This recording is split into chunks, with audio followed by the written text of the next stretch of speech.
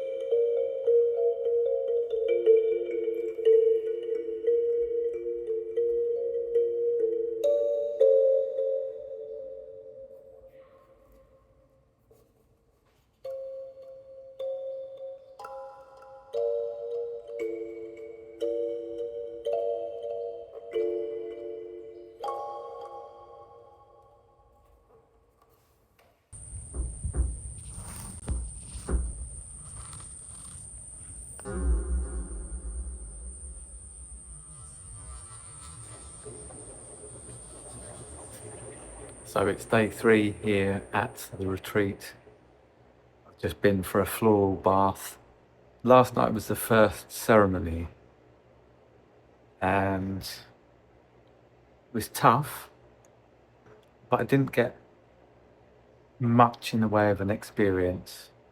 The way they did the ceremony was really good. A very beautiful kind of ceremony, almost felt like an initiation, kind of theatrical, not overly theatrical, but the way the sort of volunteers were dressed and that they came into the room and lit some sage. There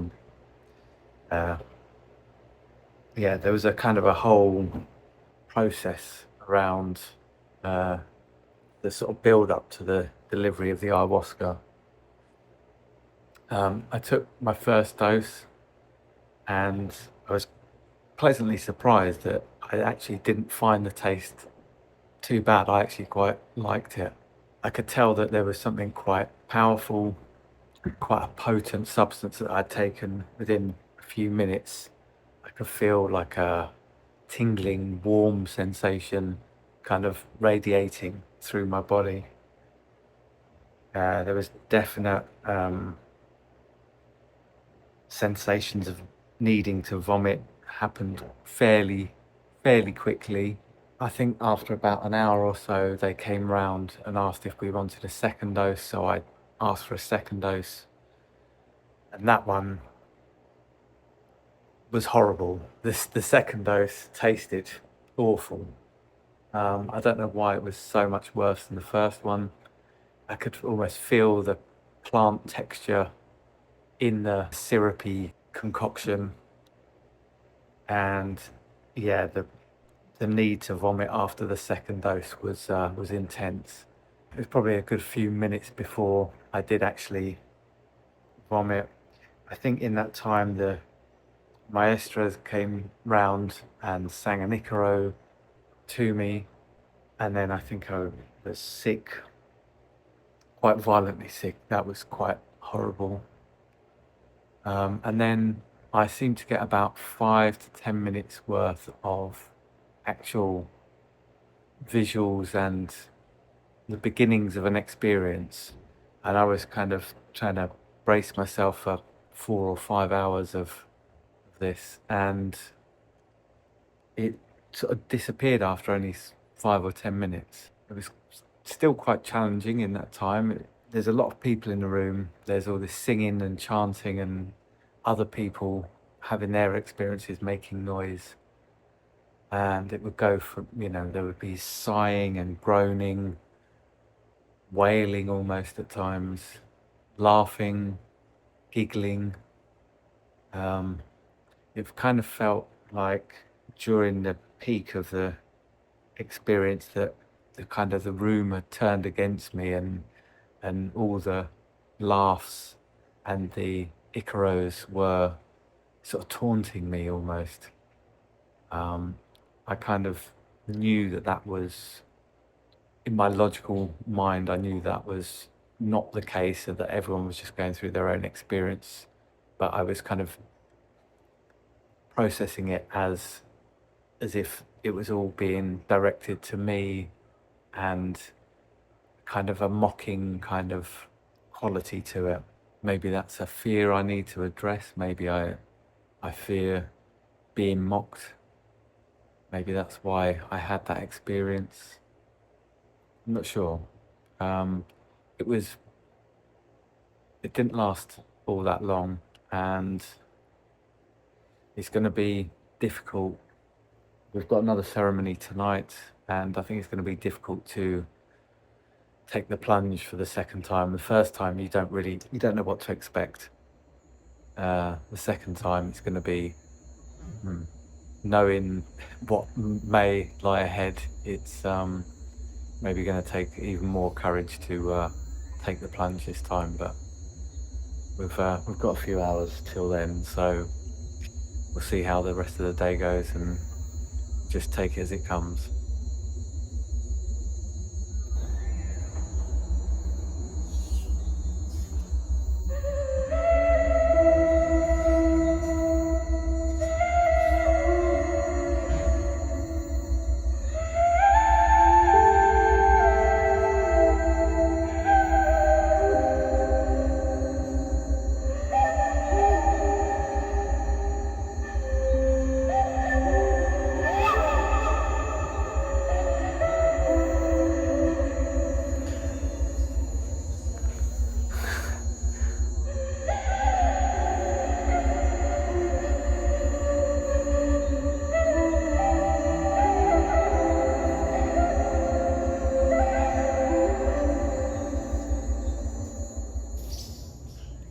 So it's the morning after the second ceremony.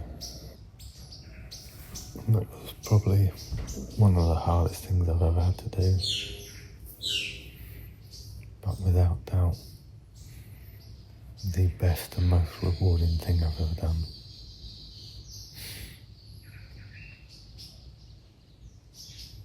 Mother Ayahuasca gave me a message, and I guess it was about its purpose. A very simple message.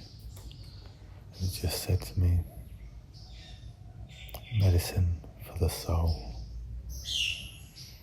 That's what ayahuasca is. At the retreat they gave us this necklace. This is the vine, the ayahuasca vine, Banisteriopsis caapi.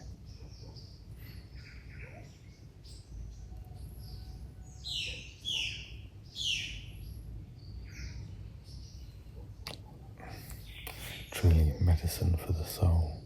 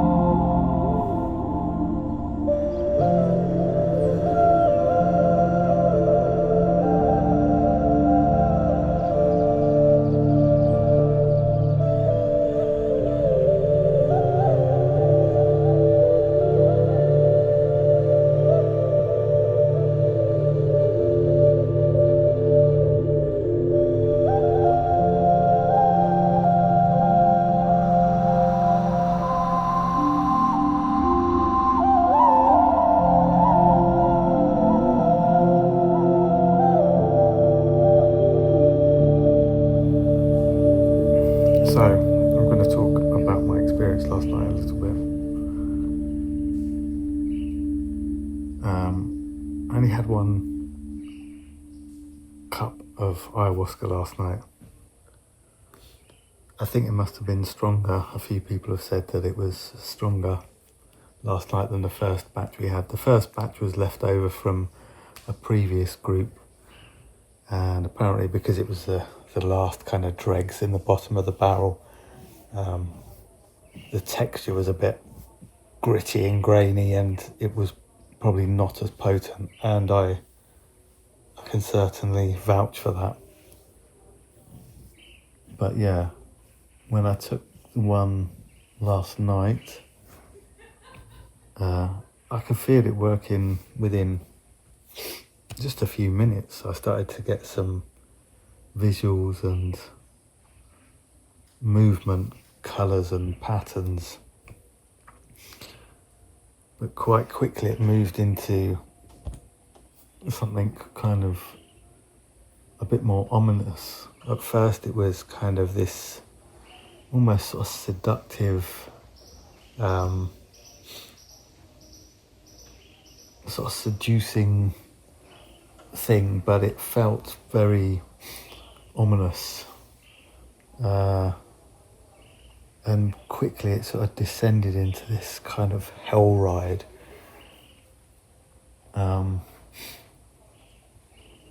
It was as if I was being ushered towards some kind of impending doom. As if I was going to meet my executioner, and whoever it was, they were not going to show any mercy. And I could feel my body kind of distorting and contracting and folding and withering. I tried so many different things, or I didn't even try a lot of things, but I had the thought of trying different things to free myself from this. There was something sort of inevitable about it, and all my attempts were futile. I tried breathing through it. I think I tried reaching for some water, but I couldn't find my water bottle. I tried tapping on the floor, which is like a safety thing, or if you need assistance, you tap 3 times on the floor and one of the facilitators will come over during your experience and try and assist you in whatever way you need. I couldn't tap. I tried appealing to love and to sort of compassion and to God, and none of it seemed to work. It was as if it was almost laughable that I was even attempting to make these pitiful attempts at salvation, if you like. And I kind of felt like, okay, this is where I'm going to die. I've come all this way.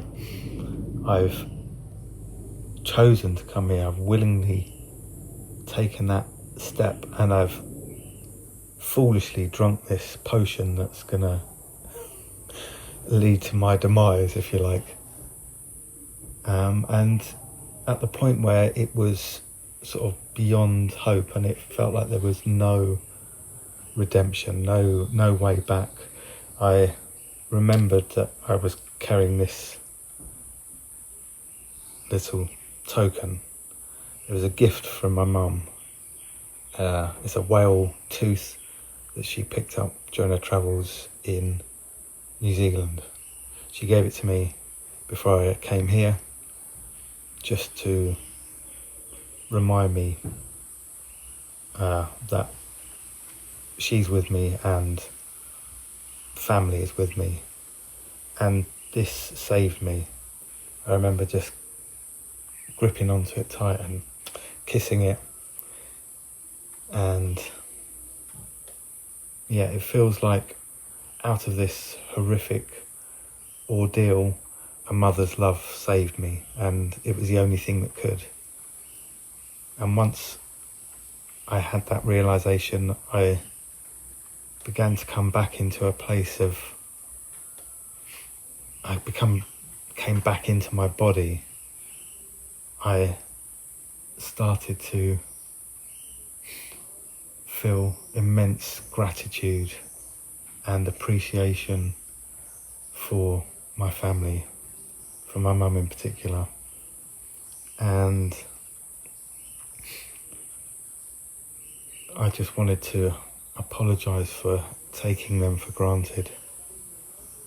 And all I wanted to do was just go and be with my family. At this moment in time, my dad is dealing with cancer. He was diagnosed with lung cancer about a few months ago. He's had a course of chemotherapy. He's had a scan which came back okay, and now he's due to have an operation. Originally it was going to be sort of in 3 to 5 weeks, which would have been after I've returned from this trip, but they've set a date and it's going to be while I'm still here. And during the ceremony I just felt like I've got to fly back and be with him. But even if I left today, I wouldn't get there in time. So I kind of don't have that option. But I've spoken with my mum this morning and had a really good conversation, and I've expressed some things that I've needed to say to her, and I've just spoken to my dad as well, and I've expressed some things to him, and I find it even harder to say these things to my dad. So I'm glad that I've done that. This has been a really tough experience, but a really cathartic one. When I came back into my body, I was filled with this sense of peace and love and serenity. My body, I was touching it, feeling it, and it felt so soft. And I remembered to love myself again. And I felt the shaman, when he came and sang this personal Icaro to me, it was out of this world. It was amazing. I hadn't realised just how powerful these Icaros are until that moment. ¿Este o este? Sí. Listo. Ya. Maya, maya, chamane.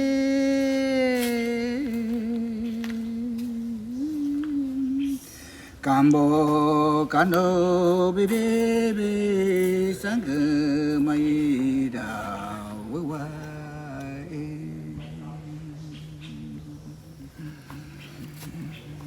Wawa, wawa, kai, Muta tebe sangane kawana te yavida muta maboida sanga maboida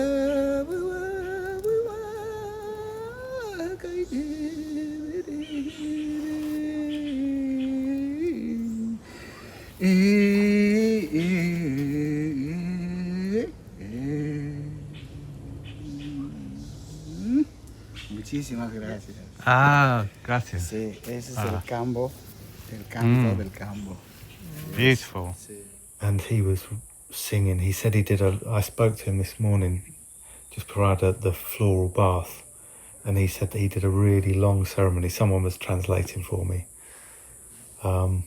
He did a really long ceremony. He said at first I was all hunched up, and I think because at that point I was actually just bent over, just in gratitude, trying to thank him. But he said that after he started singing, I opened up, and I remember I took the bands out of my hair and took my hair out. I started to take these necklaces off, I took this bone and I think I put it on one of my fingers. I kept it near me the whole time. I reached and grabbed some water and took a sip of water, and it was the most refreshing, pure water. I remember just feeling so at ease, and after the Icaro ended, I turned over and lay on my pillow anyway, and it was the softest, most comforting thing I'd ever felt. So yeah, it was a night of real duality, a really tough, difficult, terrifying ordeal, but I found a way through thanks to a mother's love, not only my mother but also Mother Ayahuasca. So yeah, and I'm really grateful for that experience. I'm tired now. We've got a day of rest, so that's what I'm going to do. I'm going to rest now for a little while. And yeah, medicine for the soul. That was a message Ayahuasca gave to me. Medicine for the soul. And that's certainly what it was last night.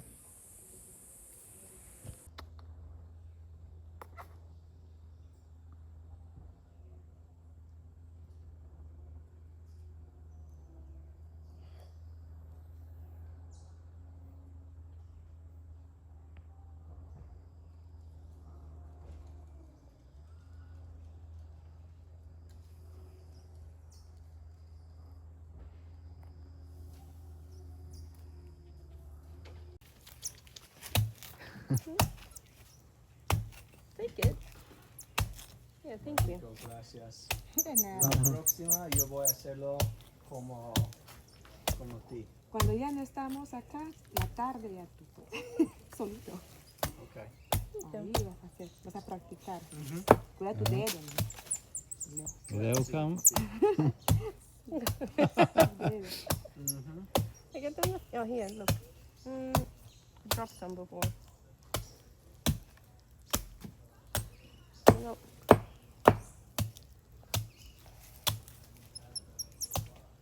There you go. So friggin' cute. Yeah. That's it, I got one more. Look. Oh, here. Ah, there, you got it. That's it, that's all I got.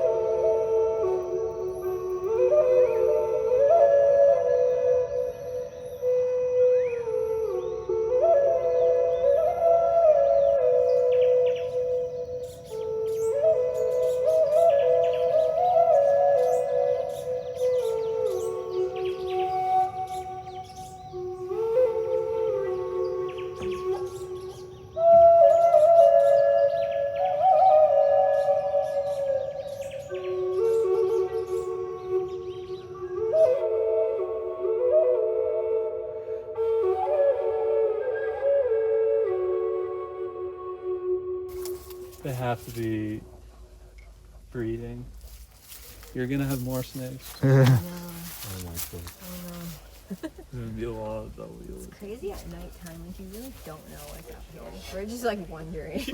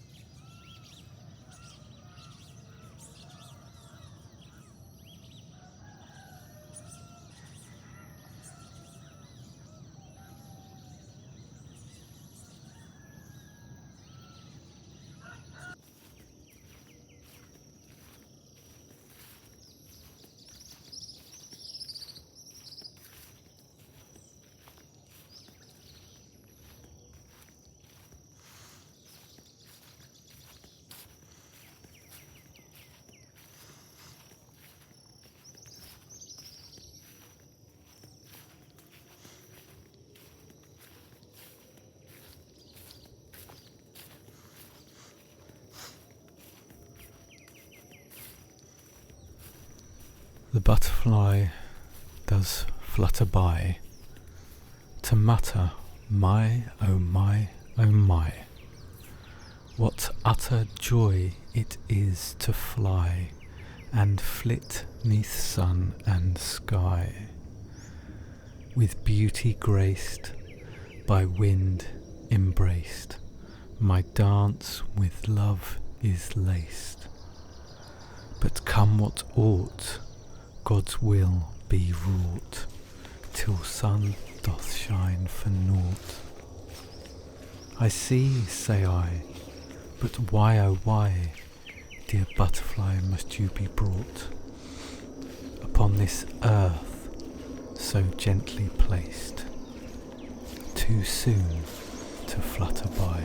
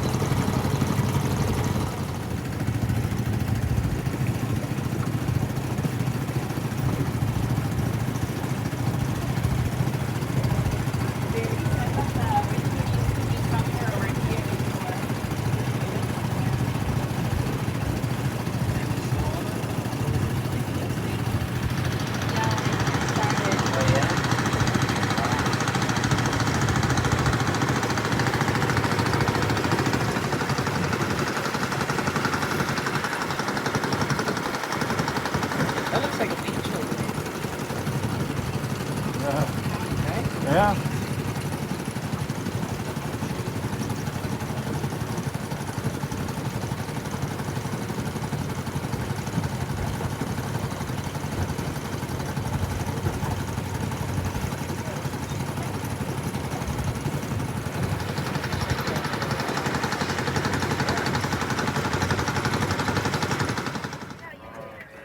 They're super close.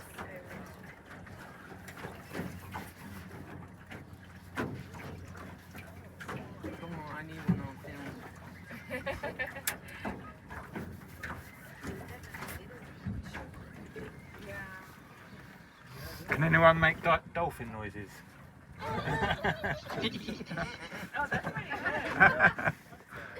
Was that you? Yes, that's me. It worked. Yeah. It did work again. Oh, there's three of them. See one. Let's see.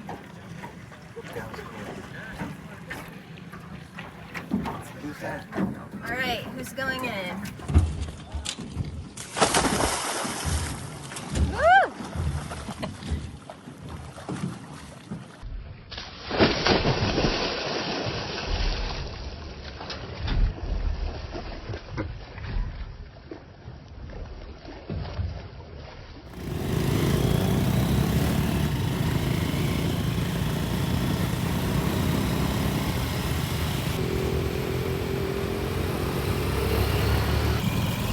I'm happy. Cool. Yeah. Cool. I've always wanted to come to Peru just to have. Yeah, man. No, it's great. That's cool. Still my brother. No, I know. I'm ready. I'm open. Very unpredictable. I still got one more to go.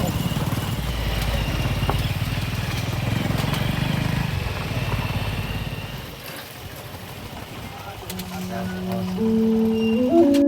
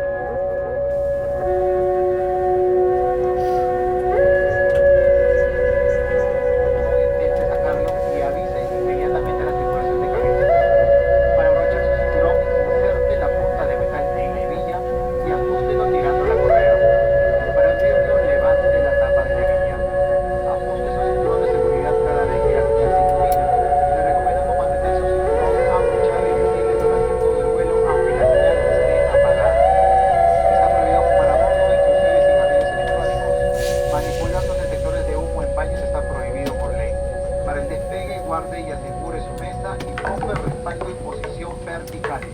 El equipaje de manos debe estar guardado en los compartimentos superiores o bajo el asiento de adelante. Este avión...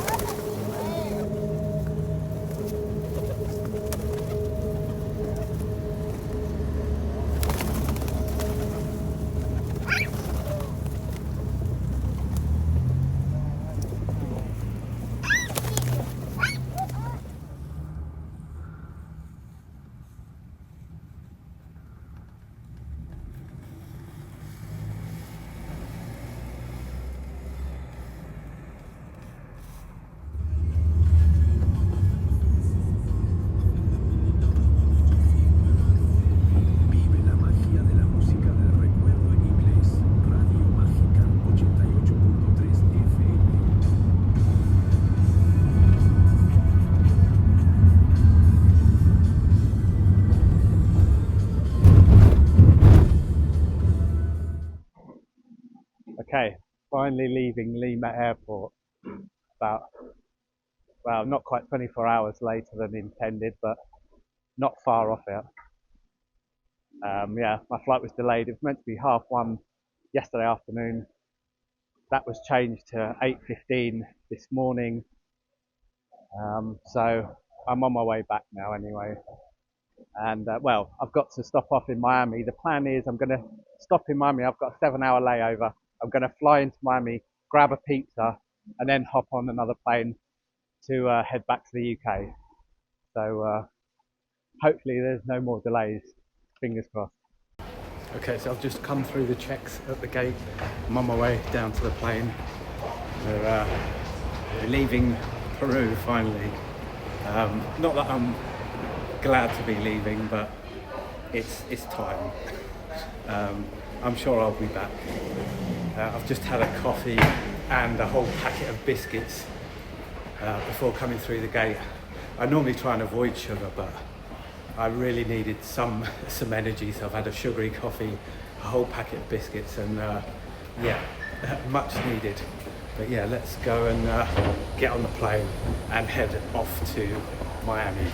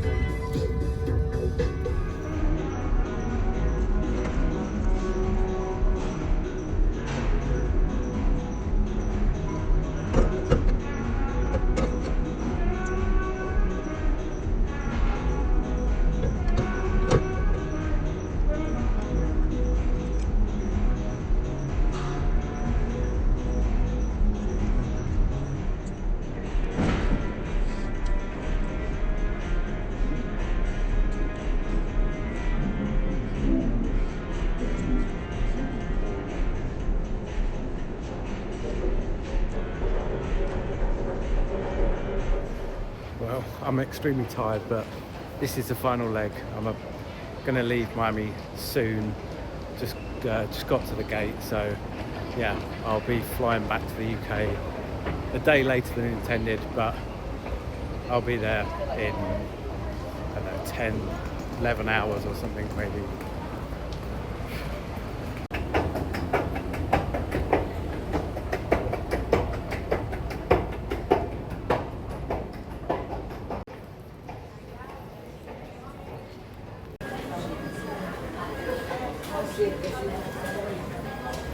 So I finally landed in the UK about 24 hours later than originally intended, but we're back. It's a lovely day actually, bright and sunny. I think it's over 20 degrees, so that has been an amazing trip.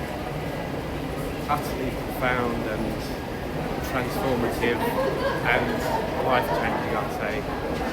Happy to be back and really excited for what the future holds. We're back, baby.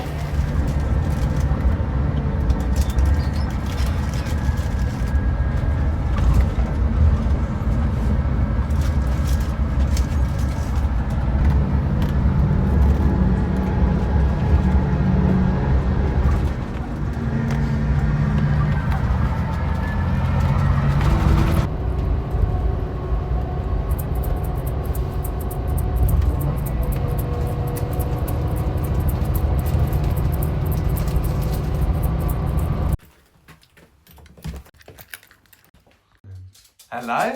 Hello. Buddy. Hello, buddy. How are you doing?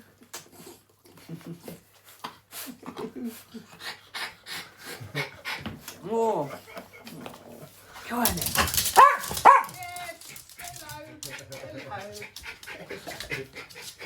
Oh, oh, I missed you. Missed you too, buddy. Huh? Go on. So it's the day after arriving back in the UK. It's a lovely day here. Bank holiday Monday. And the sun's out. It's been out all day. Nice and warm.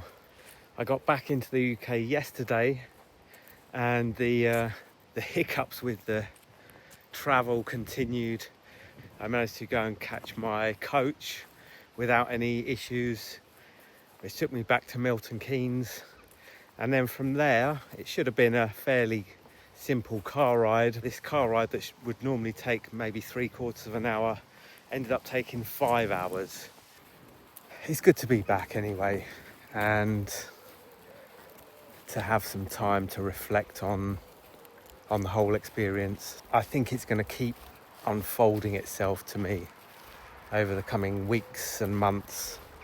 It's been such a positive experience, very, very profound in a number of ways, and I feel a great kind of peace.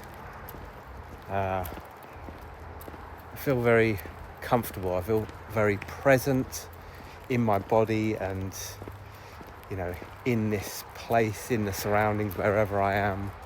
I feel like I've got an upgraded ability to cope with any challenges that I may have to face. And all in all, it's just been the most wonderful experience. And I've met such wonderful people, such a diverse yet bonded group of individuals. I feel like we really found a connection. And that's been the hardest thing, I think, sort of leaving them all behind. But I do so with a happy heart. and just wishing them all well on their travels and their lives ahead. I think the future is going to be bright for all of us. So I'm back filming in the same spot I was before I left for Peru, which is it's over a month ago now, and that seems to have gone really quickly. You know, the whole ayahuasca experience was not what I was expecting at all. I was basing my expectations for what I was about to experience on past psychedelic experiences with other different psychedelics. And although there were similarities, it felt to me like ayahuasca was a completely different beast, to use that phrase. One of the things that this plant brew, one of the messages that it gave me was that this is medicine for the soul, and the shaman would describe it as medicine.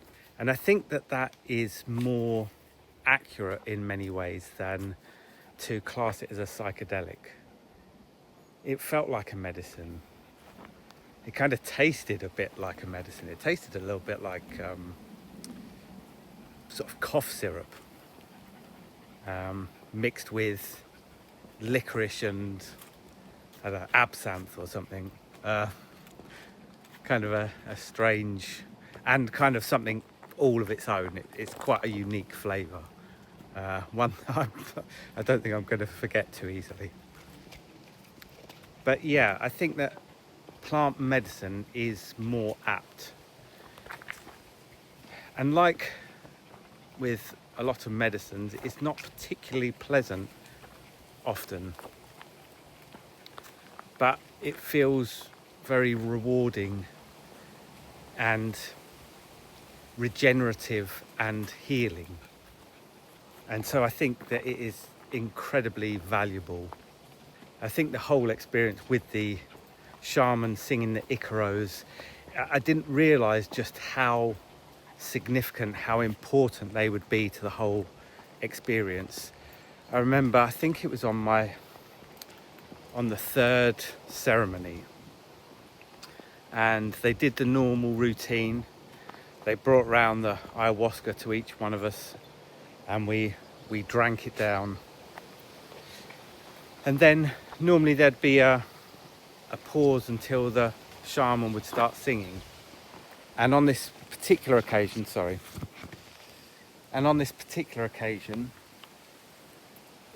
there seemed to be an incredibly long pause. I don't know how long it was. It's hard to kind of keep track of time. For a start, you have no phone, no watch. There are no clocks in the place. It's pitch black almost in there, very dark, and you know, you've got a quite potent substance in your bloodstream. So, you know, it's difficult to keep track of time. But it felt so long until they started singing. And I kind of felt this anxiety and this just uneasy feeling. I'd had a couple of quite unpleasant experiences with ayahuasca, the previous two ceremonies, and I just could feel that it was going to be a similar kind of thing. And I just was praying for them to start singing the Icaros. I just felt like that would anchor me, it would center me, it would start, you know, it would change the energy somehow. And it just seemed so long in coming, but they were a really powerful part of the whole ceremony, really powerful. And that was kind of surprising to me. It's hard to know how to describe this ayahuasca experience, but it definitely is beneficial. It is healing, it is restorative, and I think it's an incredibly important thing, particularly in our modern world. I think people are crying out for this kind of healing, this kind of centering and sort of recalibration of their self, mentally, physically, spiritually, emotionally. And so I think that this is an incredibly valuable commodity to for want of a better phrase, and I think the Shipibo people and their culture with the Icaros, that seems so valuable and something that we need to try and protect and to encourage it to continue in the coming generations, you know, as much as we can. It feels that important. It was just a magical experience from start to finish, and I'm really glad to have been on that journey, and it's something that I would definitely consider doing again. Not for a little while, you know, I'm quite content not to do it anytime soon. It's definitely not something that one would ever choose to do recreationally, but it is very valuable. I think that's my biggest takeaway, perhaps, that it is truly medicine for the soul. So I think I said this a number of times while I was at the retreat at Nimia Kaya, but it's very, very true.